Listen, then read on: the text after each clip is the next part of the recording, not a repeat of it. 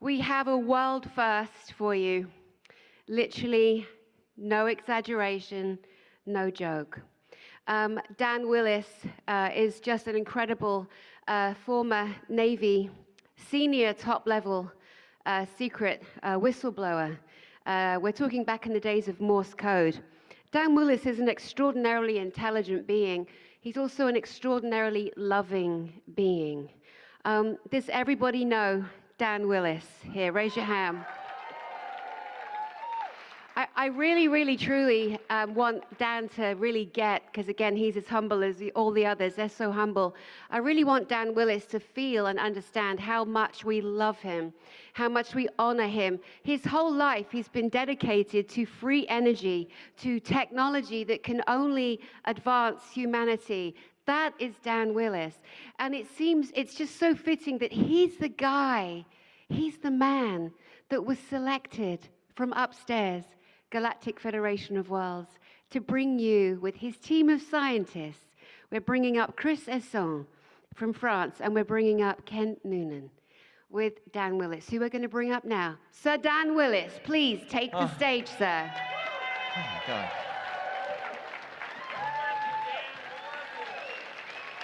Oh, my God. I'm so humbled.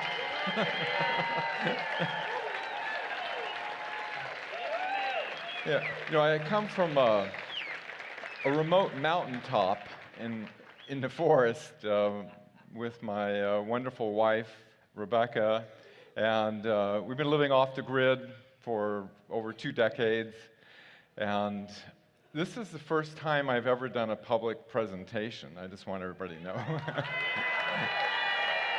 and the only reason, well, there's multiple reasons besides meeting all my wonderful family, and just it's so inspiring to see so many inquisitive minds that are looking. It gives me great hope that, you know, we're all bridges to create the world that we all know in our heart can exist on this planet. And questioning is important. It's very important to question things. So I'm going to share a little history of how I got involved and what I did, and let's see, hook up here. Okay, in this presentation, I'm going to cover a little brief recap, I guess, for some of you on disclosure history, and kind of weave the timelines together of how we got to where we are today. And crystal technology. I mean, I'm amazed at how many people have crystals and are so into it. It's amazing. And most excitedly, one of the main reasons I'm here is to, for the first time on this planet, reveal some off-world technology that I've been very amazingly blessed to be providing. All right, our journey will start on Earth using primitive Earth communications. I mean primitive. Receiving a secret message in code from a ship that was reporting an extraterrestrial craft, to many decades later, receiving communications from extraterrestrials through a highly advanced quantum communication device that what's interesting is that both of these forms of communications in very different ways were both utilizing a quartz crystal. Okay, my journey started in trying to find out the answers to questions. Back in 1969, I had a high-level top-secret security clearance. I was in Naval Communications, busiest military communication facility on the planet, Naval Communications Station San Francisco. I was in charge of the code room and received a secret priority message in code going to the Chief of Naval Operations from a ship off the coast of Alaska. Talk about primitive, huh?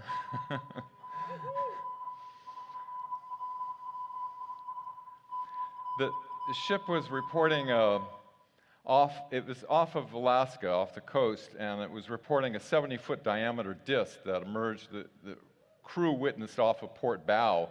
It emerged out of the ocean and it shot off into space. The radar operator tracked it going over 7,000 miles per hour. This made me aware that apparently, I mean, this was a secret, authenticated document going to Chief of Naval Operations, so I knew it was real. So two questions came to mind. One, why hasn't the government disclosed this to the public? And two, why the extraterrestrials don't reveal themselves to the people of Earth? In 1993, President Clinton had an interest in the UFO topic. In his position of being president, he wanted to find the answers. He was quoted by White House correspondent Sarah McClendon why he hasn't disclosed the UFO matter. And he was quoted as, "Sarah, there's a secret government in the government, and I don't control it." So Clinton even had a CIA director, James Woolsey, try to look into it. But the director of Central Intelligence was denied access. Unable to gain access through normal military intelligence channels, he brought in a civilian, Dr. Stephen Greer, who was the director of the Center for the Study of Extraterrestrial Intelligence, into a 3-hour meeting where Woolsey stated, "I know the subject's real and trying to figure out why the hell I can't gain access to it." Dr. Greer, becoming aware for the first time of this situation being extremely serious, he met with some military advisors who advised him to start collecting witnesses. That's how I got involved. That same year, myself, over the decades, I've been looking for answers. I traveled outside Area 51, looking at a first-time meeting with Robert Lazar, an S4 scientist.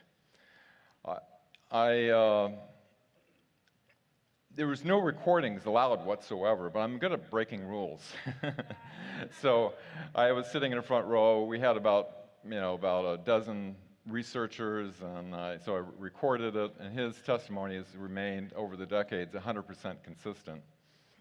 Now, what's interesting is the base, Area 51, they kind of panicked about this meeting out there, and so they issued a NRO, that's a National Reconnaissance Office, special security advisory to all base personnel. And on this document, it had a list of what's called unacknowledged special access programs, known as USAPs. Some were listed, such as Cosmic Ops and Magi Ops. These were operations that were reverse engineering the extraterrestrial craft over to S4, such as those that Bob Lazar worked on. Now, Dr. Greer, somehow, he acquired that classified NRO document, and he brought it to a Pentagon meeting, along with astronaut Edgar Mitchell, and he met with the head of intelligence for the Joint Chiefs of Staff, Vice Admiral Thomas Wilson. Pretty high level. The Admiral, attempting to look into these USAPs, he was not only denied access, but he was threatened to drop the matter immediately, or he'll see an early retirement and lose rank. The Admiral, in his high level of constitutional authority, was mad as hell, as you can imagine. And he basically told Dr. Greer that if he can bring his witnesses he's gathered that are willing to testify under oath that he has his permission to go before the mainstream media of the world to expose these illegal operations to the public. So by the year 2001, Dr. Greer had accumulated since 1993, back when he met the CIA director, over 500 military intelligence witnesses. He had his life threatened not to go before the mainstream media.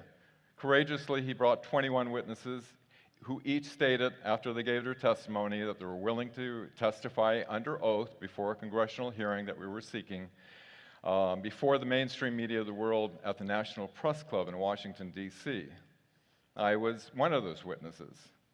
And some of what we... Yeah, it's me. Can't wait for the med beds. Some of what was disclosed that day was, for those who didn't catch it, it was only a minute clip on CNN, so it didn't get much coverage.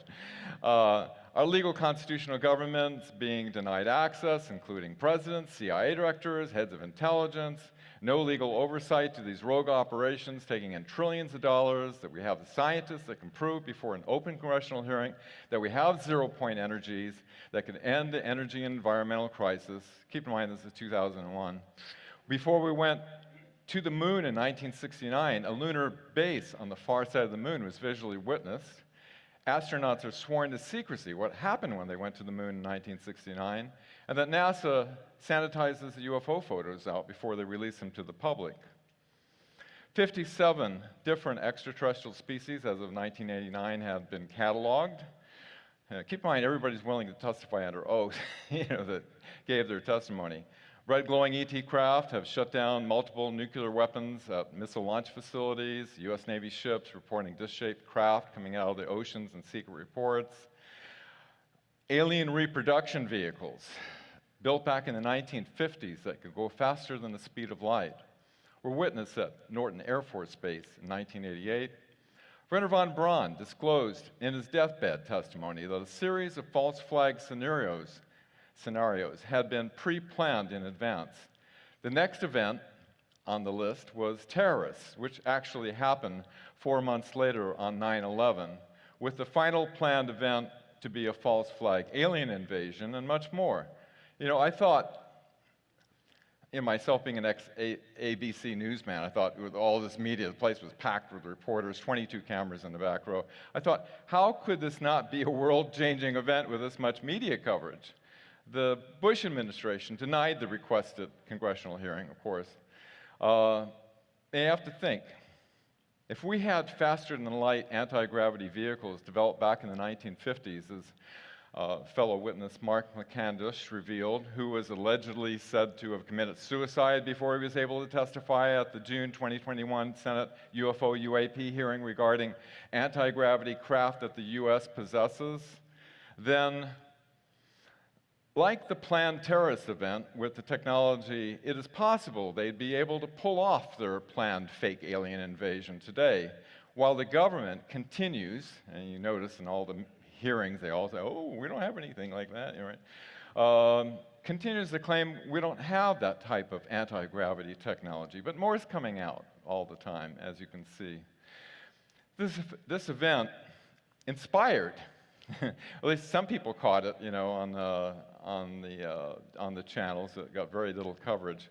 A British UK hacker, Gary McKinnon, he was curious. He wanted to find out for himself, so he hacked into the computers, which the Bush administration wanted to imprison him for 70 years for revealing to the public the U.S. Navy's Solar Warden secret space program, which isn't that secret anymore, is it? This also inspired a teaching professor, my mentor, Dr. Michael Salla, to become fired due to his interest in this important matter, and today he has become a recognized world authority on the subject of exopolitics. Thank you, Dr. Salla, for your years of dedication in educating the public. This awareness is critical in order to transform our world from the deceptions that have been perpetrated upon us. Myself, being an ex-ABC newsman, I observed how the media was keeping the full message from the public. CNN and the rest of the media did in lockstep what is called a, quote, limited hangouts, as to not reveal these secret government operations being disclosed. They did a, we are not alone narrative that the congressional hearing that we were seeking was simply only about the reality of UFOs and nothing else, so as not to alert the public to what Admiral Wilson wanted to have disclosed. So CBS in Los Angeles flew down to San Diego, where I was, and they wanted to interview me. After seeing what CNN and the rest of the media did, I refused. Unless I could state on the air that we have the scientists that could prove we have zero-point energy to solve the energy crisis, they promised. And afterward, the producer apologized. She said, I never had this happen before, but the higher executives made me cut that part out. So 2 new questions were added to my list of questions. Why the mainstream media is keeping this from the public, and 4, why the advanced technologies are being suppressed from the public. So, being both a witness and an ex-ABC newsman, a media company out of Hollywood, they, interesting situation, they wanted me to write an article for them. So I figured I'd be a good candidate to write an article on the control of the media in regards to the extraterrestrial UFO matter. Wanting to find the answers for myself, keep in mind, in 2001, I didn't even know what Operation Mockingbird was. I just thought this was going to be a world-changing event. So I gladly accept it. I started the article and titled it, quote, "Who controls the agreed-upon reality through the mainstream media, and why they fear disclosing the truth about the extraterrestrial reality?"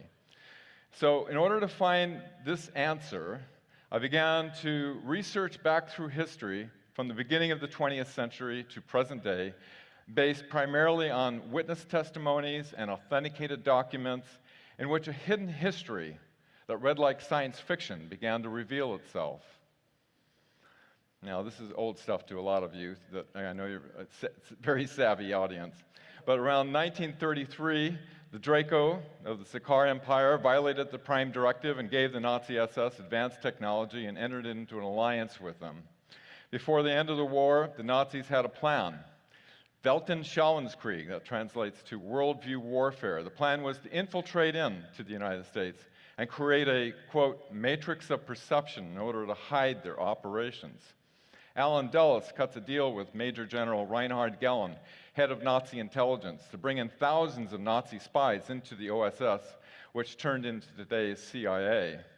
Operation Paperclip, Allen Dulles against President Truman's orders, cleanses the dossiers of many Nazis that were once classified as a menace to the security of the United States. In order to hide the Nazi escape and infiltration from future generations studying history, the Rockefeller Foundation, they stick their fingers in a lot of stuff, don't they? In alliance with the Nazis, of course, they go hand in hand, had the history. You think this would be against the law? The history of World War II rewritten. As the Nuremberg trials ended, which established the international law of informed consent, which needs to be continued, 1,600 former Nazi scientists, doctors, including men responsible for murder, human experimentation, eugenics, and those who never stood trial are brought into the newly formed Center of Disease Control in 1946. Xavier Dorsch, Nazi Germany's top underground base expert, working under Project Paperclip, starts tunneling in New Mexico for the U.S. underground plant program, creating a network of deep underground military bases. With the Nazis' advanced technology and anti-gravity and directed energy weapons technology, this allowed for the total defeat of Admiral Byrd in an attempt to attack the Nazi base in Antarctica in Operation High Jump. In order to control the perceptions of the public, Allen Dulles starts Operation Mockingbird in 1950, where the CIA is paying 400 media journalists to form the public's perceptions. Today, the CIA has consolidated all the mainstream media outlets down to only 6 major media corporations in order to centrally control the public perception toward their agenda. To intimidate the Truman and Eisenhower administrations with advanced technology, the Nazis fly over the Capitol building in 1952. In 1954, President Eisenhower met with the Galactic Federation of Worlds, who warned him about the Orion extraterrestrial group, not to trust them. Eisenhower had planned, according to witnesses, for public disclosure on radio and television in May that year. Instead of disclosure in May that year, former Nazi SS officer Prince Bernhard sets up the yearly secret Bilderberg meetings that set a hidden secret agenda and work in coordination in controlling the mainstream media. The new MJ-12 group, from the early one that was created originally in 1947, headed by Allen Dulles, circumvents President Eisenhower and signs a treaty with the Orion group to give consent to abduct our citizens so they could carry out their hybrid program underground in exchange for some technology. Eisenhower had lost control by 1955 and had to enter into a surrender agreement with the Nazi Draco-Orion alliance. From this point forward, our legal constitutional government has been denied access to these secret operations. Eisenhower tried to warn us as he left office of the misplaced powers, unwarranted influences, to take nothing for granted, that only an alert and knowledgeable citizenry, that's all of you, can protect our future liberties and freedoms. He said that in 1961. 1958, NASA's created. He's warned by the former Nazi SS, Dr. Kurt de Bus, whose purpose is apparently to keep our country believing we need rockets to overcome gravity, whereas the Nazis were fully aware that they had figured out the torsion physics and had achieved anti-gravity craft way back in 1934. And they developed their own space program totally in secret. In the interest of balance, the Galactic Federation of Worlds was working secretly since the 1940s with the U.S. Navy, which brought about the U.S. Navy Solar Warden Space Program, which launched in the 1980s. To enlist personnel for 20 years service duty in space and then return them to the normal life as though nothing ever happened.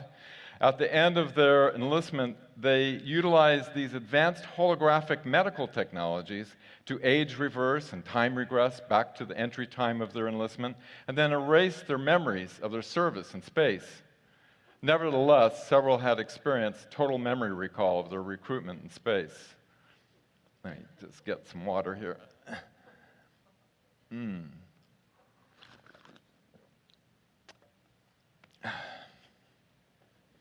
My friend, John Charles.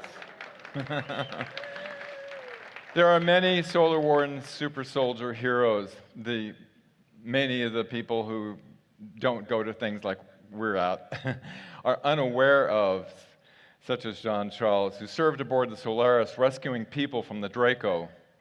Heroically, he saved his friend's life from a large black Draco on Mars, and in doing so exposed himself to the Draco's attack, which almost severed his body totally in half with its large tail. He was then put on a med bed, which he described had crystals on the inside that regenerated his whole body fully back together again. And acknowledgement to the wonderful work Melanie is doing as well. Some were enlisted involuntarily to serve the Nazi Nachtwaffen, or Dark Fleet, like my dear friend Tony Rodriguez, who is also a hero for disclosing his horrific experiences, such as being forced into a combat situation with insectoid beings on Mars, where he lost his entire arm and his foot in battle. These advanced medical technologies were then used to restore his body whole again, and Tony said he felt like $1 million afterward. There is so much more to his experiences, and I highly recommend his book to understand the abuses happening in some of these secret programs that are happening in space. So my questions started to become answered. One, why our government doesn't tell the public. Ever since President Eisenhower lost control and was forced into a surrender situation and a new MJ-12 control group was put in charge, these operations have been kept secret from our legal constitutional government. For example, this is why access was denied to both CIA Director Woolsey and Head of Intelligence Admiral Wilson.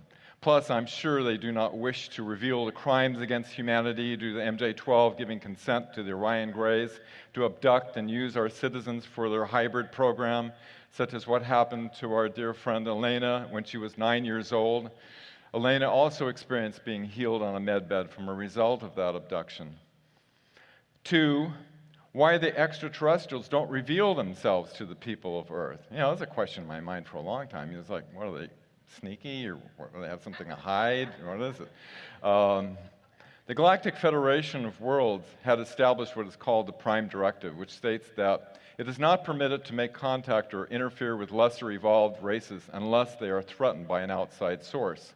Since both the Draco of the Sakaar Empire and the Orion Greys were outside threatening sources, this has allowed the Galactic Federation of Worlds to intervene behind the scenes and work in the interest of balance with the U.S. Navy's secret space program and the Earth Alliance. 3, why the media is not informing the public. The Nazis had effectively infiltrated the US into the CIA, NASA, Center of Disease Control, media, education, pharmaceutical corporations, etc., with their worldview warfare plan to control the perceptions of the public, primarily through their control of the media and the education, in order to create the matrix of perception that forms the public's perception toward their agenda and keeps their operations secret from the public through their control of their various media corporations. And 4, why are advanced technologies suppressed from the public? I learned this firsthand, the answer to this question. Since the Bush administration denied the congressional hearing to bring forth the scientists that we had within the unacknowledged special access programs, which could prove we have an energy solution and no longer need the primitive use of dangerous nuclear, oil, coal for energy, Dr. Greer set up a corporation to identify scientists and inventors in the civilian sector. We had about 300 in a database, and I traveled around the planet meeting with these scientists and inventors. I volunteered due to my technical background to be a technical advisor, vetting these over unity type energy things.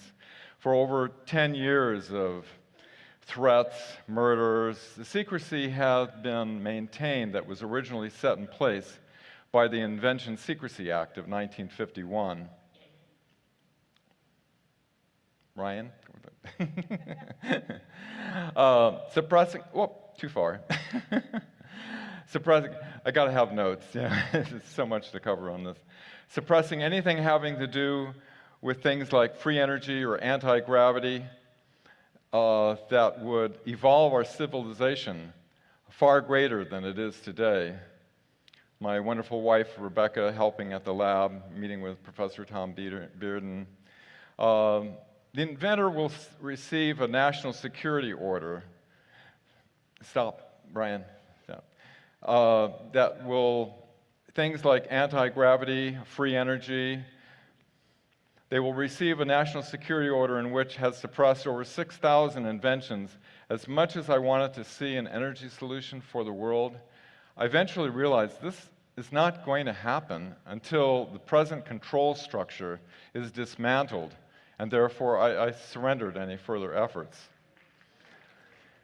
Thankfully, since 2021, this is like the best news ever, all of the Orion Greys, the Draco reptilians of the Sakaar Empire, the Nakwafen, the Dark Fleet Nazis, have been removed from our solar system with the help of the Galactic Federation of Worlds, with the Earth Alliance.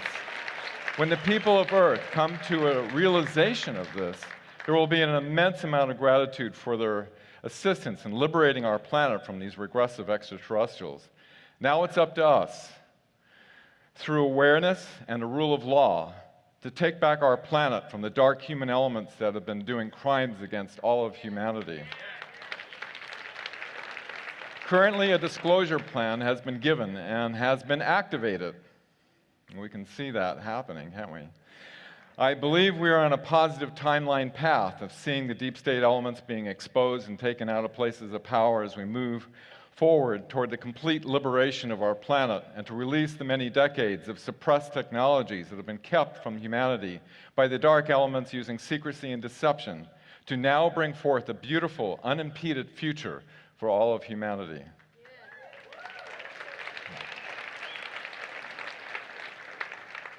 Okay, here we go into extraterrestrials and the science of crystals.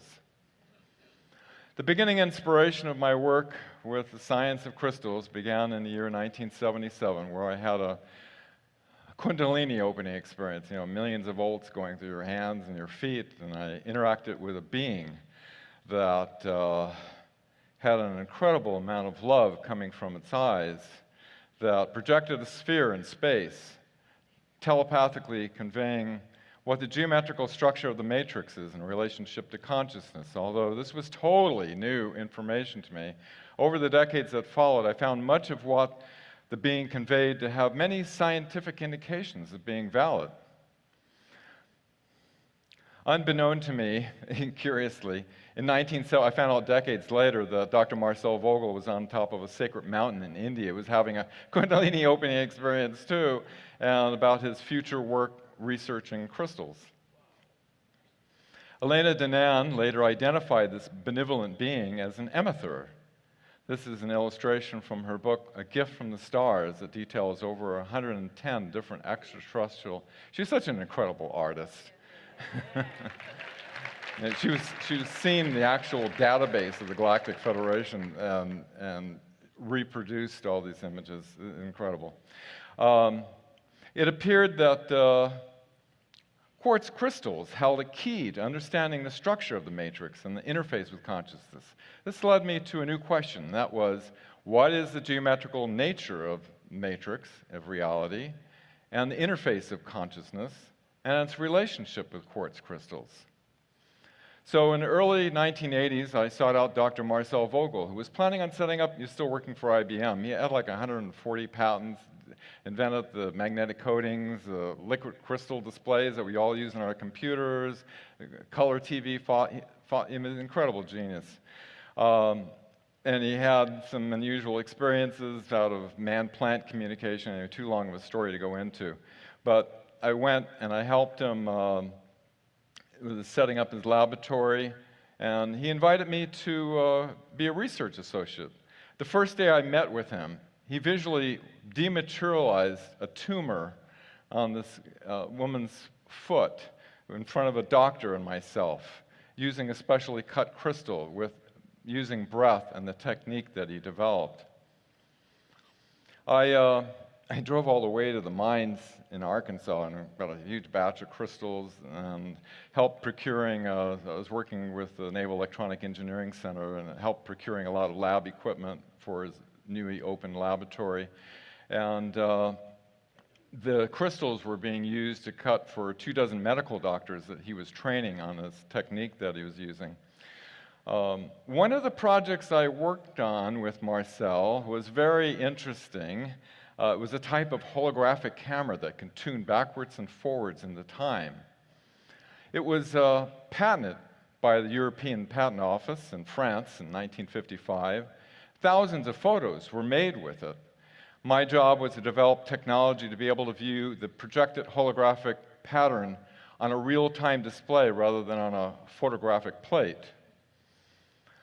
The working principles of this device scientifically substantiates the basis of what the Andromedans told Alex Collier, hi Alex, how the medbeds function as a holographic camera, which interestingly, they call it a camera that can take a holographic picture of you that contains all the temporal information going back to your point of conception, and then can tune through the holographic field of time and pull out individual recorded segments when the body was optimal to play back and overlay onto the body, causing the body to morph into the new pattern that is being projected.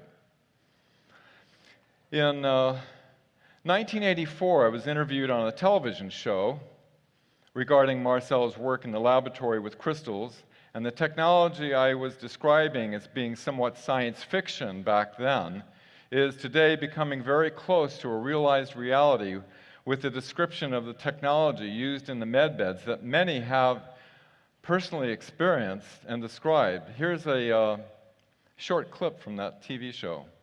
You might visualize, Alex, say in the future, a person could walk into a chamber and they could have like these energy transducers. A person could see if there's a distortion in a person's energy field, and then they could use appropriate intervention, energetic means to restore the person's health and balance back using purely energy and vibration. You know, this is science fiction, topic, but we're turning magic into scientific fact as we're discovering things in the laboratory. I noticed that this one is rather, most of them are six-sided and rather lopsided, as we see in those there. Now this one's been specially cut? It's been specially cut. The interest, this was a long time ago, and the interest in energetic forms of medicine is apparently in my DNA, my great-grandfather was the president of the Homeopathic Medical Society, who in the early 1900s was going up against Rockefeller's expanding pharmaceutical empire, which has taken over control of our entire medical system today. Imagine, and the power of imagination is quite powerful, all of you. Imagine the benefit to humanity today being given these advanced tools to create a new era of medical science healing modalities to completely replace the corrupt, obsolete pharmaceutical system whose original intention was created primarily for financial profit and not in the interest of a person's total healthy well-being and in accordance with the Hippocratic oath all doctors take to do no harm. It's time. In the year 2022, my dear friend Elena Danaan invited me to do a show, and we initially discussed some historical elements of disclosure, and she knew I had working with Dr. Marcel Vogel, and she inquired about my work with crystals. And Elena informed me about Jen Han Eredyon's younger brother, Jen Han Eredyon, who is learning how to terraform planets, or what they call a star maker. And he knows about the science of crystals, you can imagine, and that we could possibly ask him some questions. Can you imagine my enthusiasm for such an exchange? For well over a year and a half now, we have been having an ongoing exchange of question and answers with Jen Han Eredyon.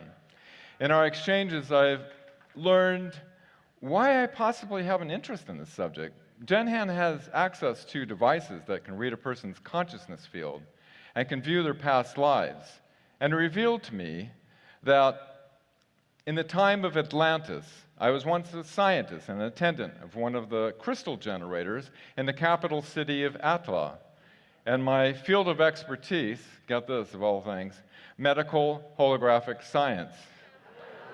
This is an incredible illustration from Elena in her book, The Cedars. She's such an incredible artist. In the communications with Jen Han, Elena and I were amazed at how much the crystal information that Jen Han shared with us corroborated so closely with much of what Dr. Marcel Vogel's pioneering work discovered in his laboratory. But now, we were able to greatly expand upon the technology with crystals, with the information from a civilization that is many thousands of years ahead of us. In 2022, Elena and I put this knowledge into action with a show called Creating a Positive Timeline in the Planetary Matrix Using a Crystal. With 1,700 live online participants logged on and projecting simultaneously with their crystals a positive timeline vision into the planetary matrix, at that precise moment of projection, a Schumann resonance spike was recorded. Jen Han confirmed that this indeed had a positive effect on the planetary matrix, saying, quote, "Of course it had an effect. There is a ratio of population that needs to be gathered to produce a visible disturbance, and you did it that day. The brain waves emitted by all living creatures on this planet are in interresonance with the ionosphere shell," unquote. Jen Han has made it clear that we can do this without a crystal, with our consciousness alone, especially when our brainwaves are in gamma, like my friend John Charles can produce. But he says, quote, "But why not use these tremendously powerful tools that are at disposal?" What we have learned from Jen Han through Elena's quantum communication device implant, which has allowed these ongoing communication exchanges with Jen Han, he has essentially answered my question. Quote, "What is the geometrical nature of the matrix of reality and its interface with consciousness and its relationship with quartz crystals?"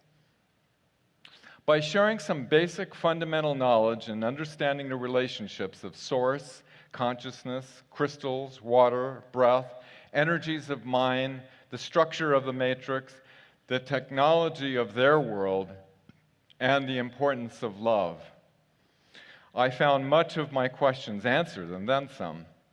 Jen Han has shared the following knowledge from their world with us. The following are his words. Tetrahedral fractal geometry is one of the main frequency keys used to build worlds and life forms. Tetrahedral fractal geometry is the secret of the universe. Quartz crystals, the core holographic structure of quartz, the purest material in the universe, is based on the same core fractal formula as water, and both are interdimensional bridges.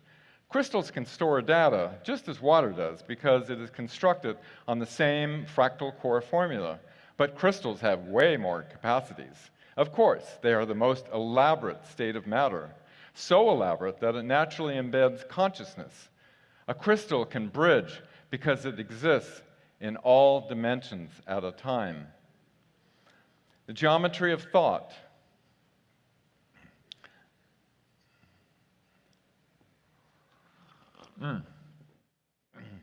Water.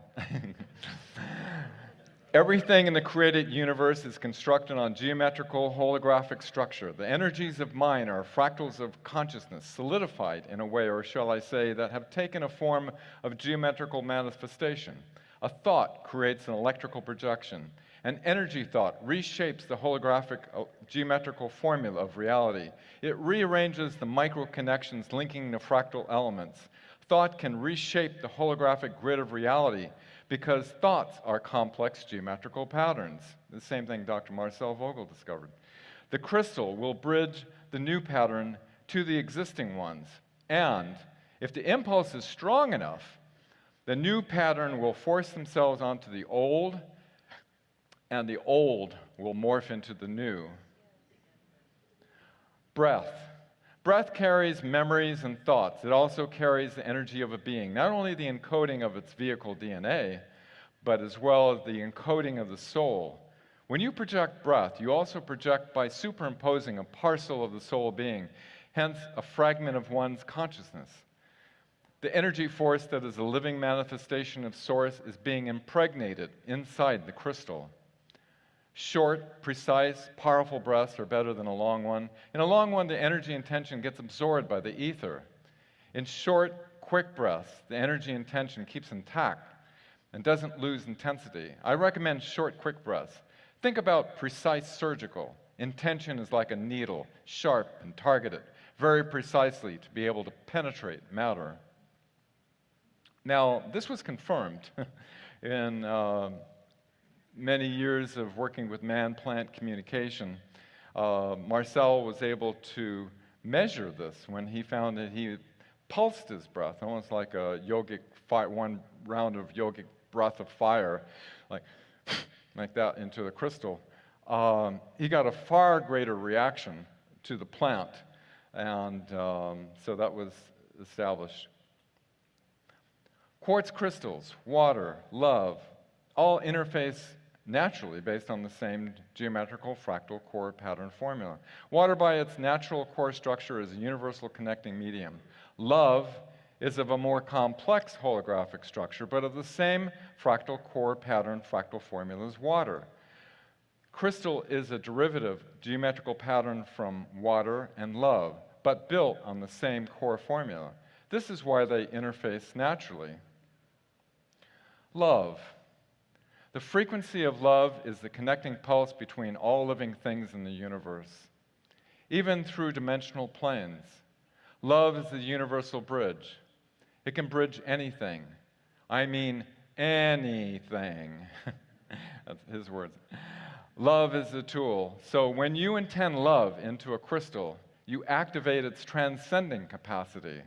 When on top of this action, you embed a target by visualization. It bridges you to it easily. Love is a secure channel because of the high frequency. It prevents dissonance. The reason why only love can resonate into the higher densities. Jen Han says, quote, "Dissonance cannot attune with an ordered state of geometrical resonance." And you can see this in Dr. Emoto's water crystal formations, where thoughts of love, gratitude, compassion take form in the water crystals, and dissonant thoughts cannot take form. The fractal holographic technology of the medbeds. Some medbed technologies use fractal holographic technology. Let me explain. The fractal core formula of the tissue to repair is recorded, and then a perfect unaltered geometrical pattern is reconstructed and superimposed on the damaged pattern. The old pattern instinctively pairs and morphs into the new one because, and this is important, the universe tends to perfection. It is a holographic fractal repairing. Sound frequency is used to tie in the new pattern to the old one. You remember how I explained earlier, the holographic structures are constructed or either altered by frequency. Vogel-cut crystals. Crystals have their own fractal geometry if they are in their natural original shape. They have it active naturally. But if they're cut roughly, they lose it. But if it's cut following the lattice structure, they keep it. It can even be enhanced considerably that way. Thorhan tells me that you know what type of crystals correspond to what I say. Elena says, the Vogel-cut crystals? And Thorhan says, yes. Dan asks, are the Vogel-cut crystals significantly more powerful than a natural single quartz point for doing this work? Jen Han responds, oh, yes, they are, if it is cut rightly and in perfect alignment with the grid of the lattice.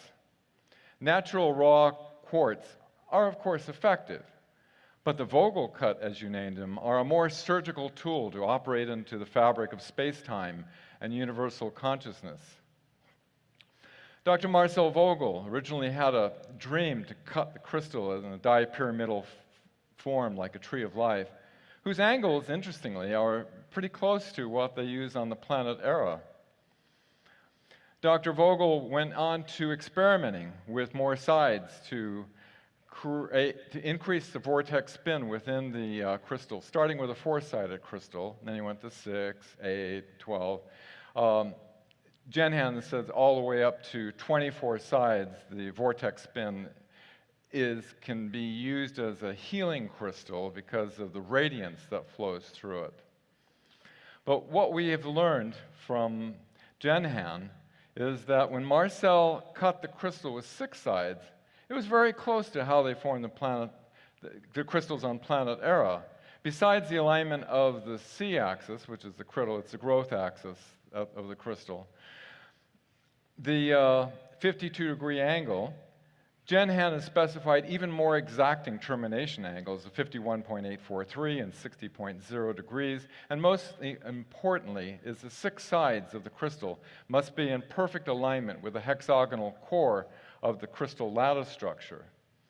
So why the 52-degree angle? It's a ratio that acts as a transponder. It is dynamic geometry. Some shapes, just because of their proportions, naturally affect the holographic structure of the matrix. We use this specific pyramidal ratio to build our Phryll generators because the geometrical structure of the central crystal in the generator will interface with the pyramidal ratio of the building or the machine harvesting its energy.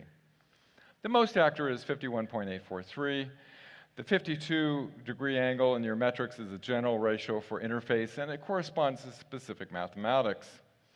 The ratio of the dimensions of this pyramid, he's referring to the Great Pyramid in Giza, is the most exact as it corresponds to a universal value which is light. Geometry generates frequencies. I told you, remember, quartz, light, love, water have the same frequency. A small crystal functions with a 52-degree angle. Why the 60-degree angle? It is because the sender angle must be in resonance with the geometry of the holographic matrix that is the receiver. There is a lot of wisdom and knowledge of the flower of life pattern that indicates what the matrix of reality is about.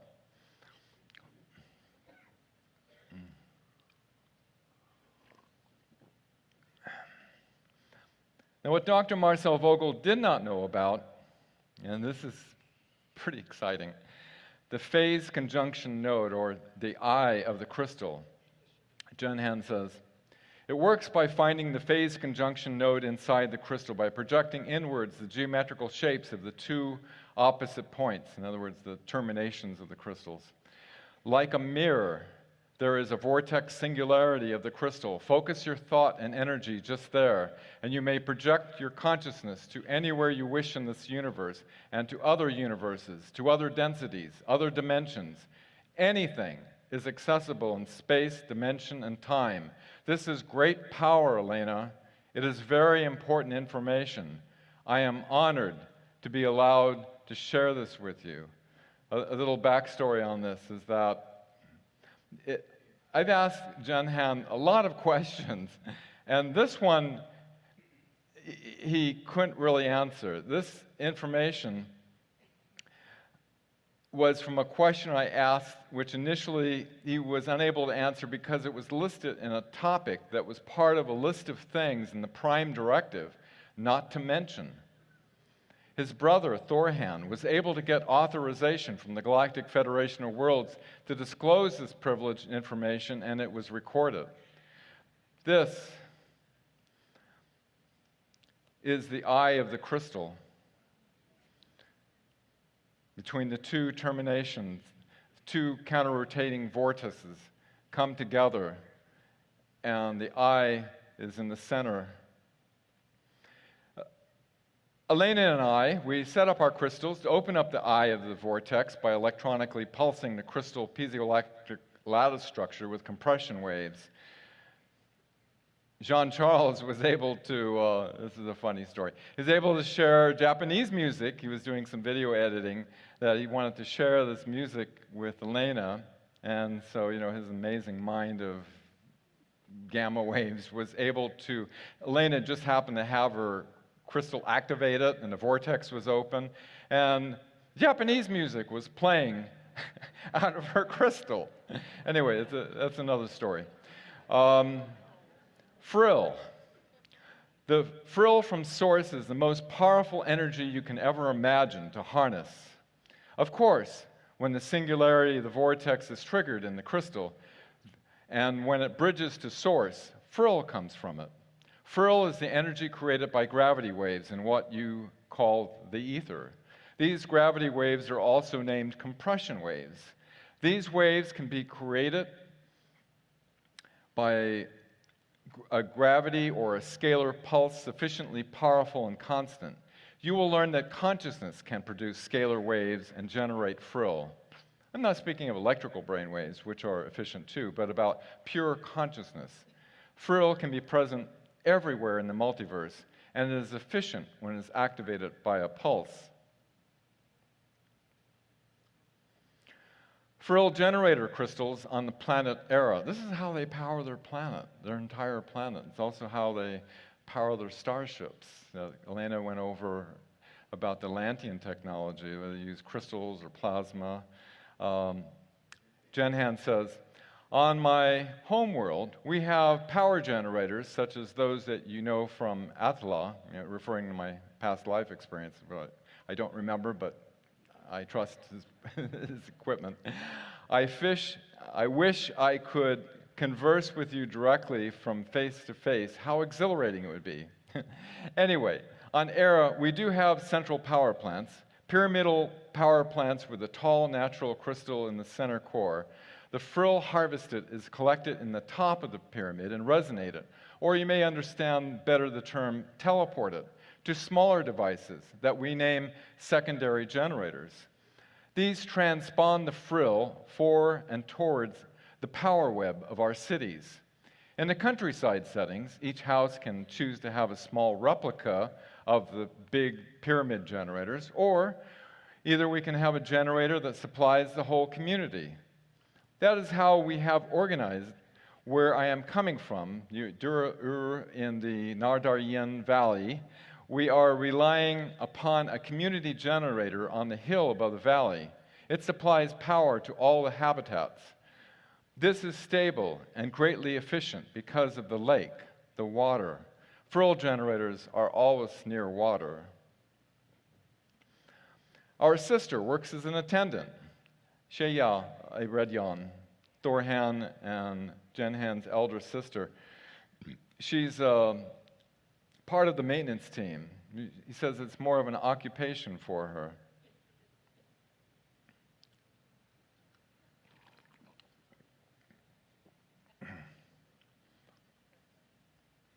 Elena was shown a Phryll Generator Crystal within a pyramid where the central core crystal is wrapped in double coils of two different types of metal that elicit the frill from within the crystal. Okay, you ready? A gift from their world to ours. With the authorization from the Galactic Federation of Worlds, Jen Han Eredyon has shared the technical construction details to create for the first time a Phryll Generator Crystal here on our planet Terra.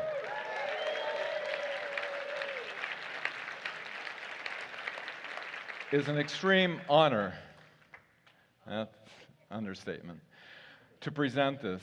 It has been made possible by the collective effort of our science team that has constructed according to Jen Han's specification. The animation of the dual coils was done by our science team member, Essonne. You can see the two coils of silver and copper that are wound perpendicular. One's clockwise, the other one's counterclockwise. The Phryll Generator Crystal utilizes a specially cut quartz crystal with two perpendicular coils of silver and copper that are powered to create a dual torsion fields that conjugate within the piezoelectric lattice structure. Let me get to, sorry.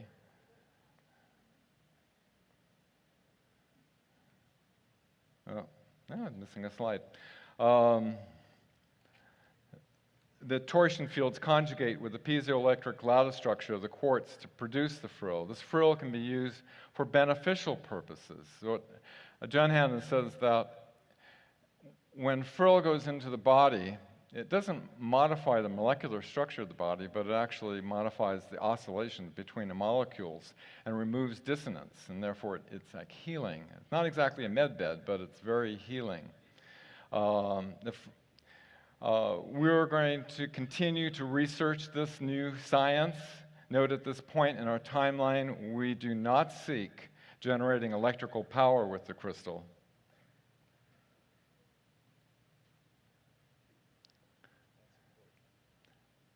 Okay, introducing now our science team. Kent Noonan and Essonne, please come up on stage to be acknowledged for your incredible work in constructing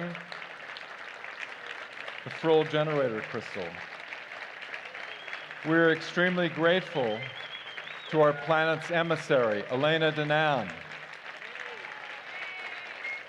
Jen Han Eredyon, Han Eredyon, and the Galactic Federation of Worlds for allowing us to receive this gift from their world to ours. We also wish to acknowledge Becky and Russell of Crystal Light and Sound, who generously donated the crystal that was cut according to Jen Han's specifications, and especially to Danny Henderson, who made this first-time presentation to our world possible. For those who wish to learn more about the science of crystals and technology and the use of crystals, Elena and I are doing a series of crystal classes that can be found on elenadanaan.org or marcelvogel.org. Jen Han has said to me, always use Phryll generation for beneficial purposes, or else I'm in trouble here. My brother monitors and records all our conversations. However, I am told you can share all of what we've been talking about with the other Terrans. It is time they know. Wish to thank with great gratitude our dear off-planet friend who's on Mars right now doing terraforming operations, Jen Han Eredyon.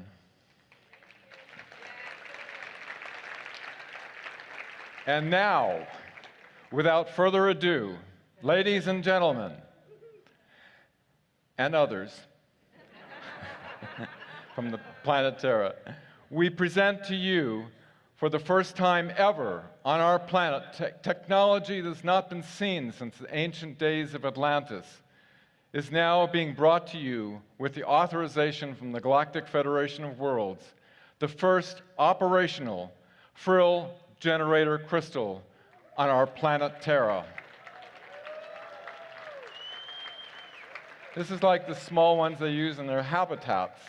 And we have verified through Una, who is the emissary for the Intergalactic Confederation, that the Phryll is being generated with our scientific equipment. This is still on the cutting edge of technologies, and so we're opening this. This is a gift from their world to our world, so we're giving it to the world freely. It's open source. Scientists from around the world can come forward and put this technology to beneficial purposes for the people of our planet.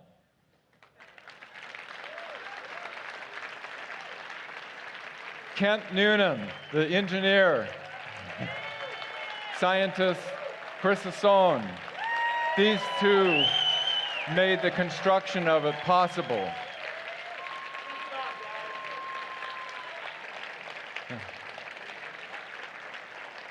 Oh. Yep, that's it. Everybody knows how to measure Phryll. Oh. Our scientists want to know if we've got any help out there. If there's anybody who is in the audience, have scientific connections, we are pursuing the detection and quantifying measuring of the Phryll, which so we can develop it further. So if anybody's interested, my contact information is on marcelvogel.org, and updated information on the Phryll Generator Crystal will be on there soon as well. And thank you. It's been an extreme honor.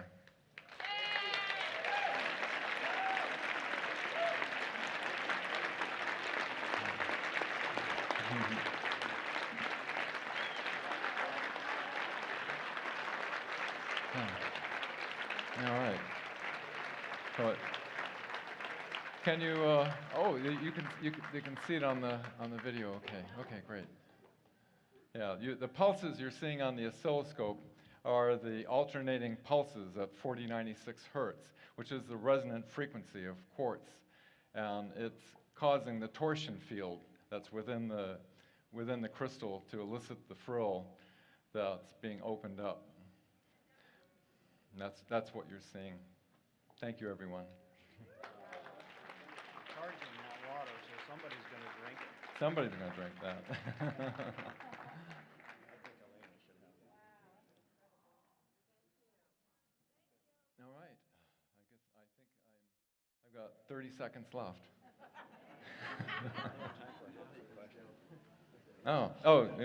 Yeah, we've got 29 seconds now.